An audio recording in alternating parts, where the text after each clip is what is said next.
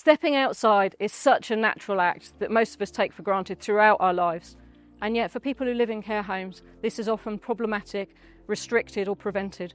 And it was during a study with Mark Rendall that our world was rocked by a bunch of humble weeds, the dandelions and buttercups, and our designer thinking was changed forever.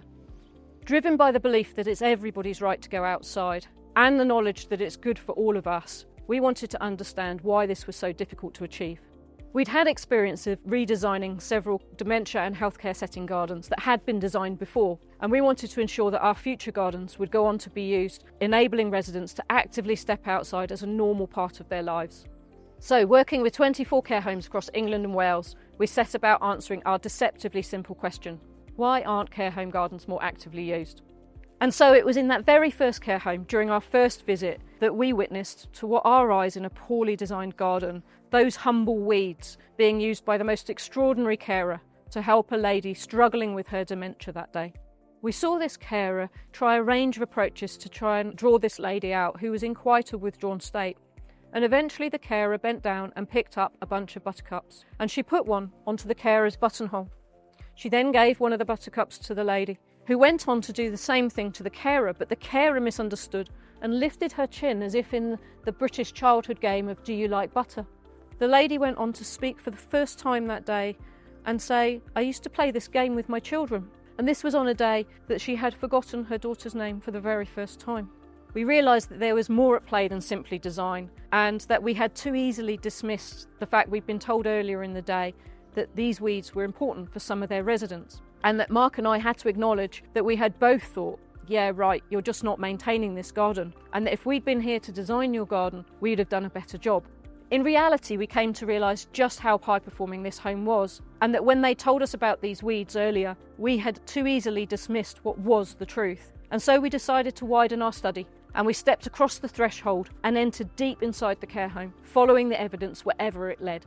This story and so many others helped us to unlock the two key findings influencing care settings engagement with the garden. So firstly, that there was a direct correlation between truly person-centred care settings and active engagement with the garden, and to some extent, regardless of the condition of the outside space.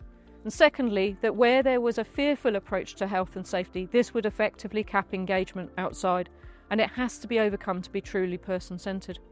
At this point, we still didn't understand where our garden designer role fitted in, but as practical people, we decided to create a visual, practical tool to share our findings, and the Care Culture Map was born.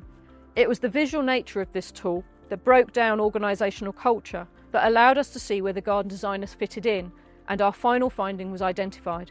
So the third finding is that garden designers need to match the current care culture of the care setting.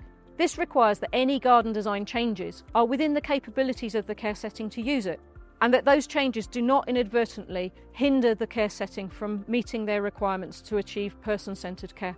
Our designer handbook was created later to allow designers to apply their designs within the context of organisational culture in what we call a relationship-centred design approach.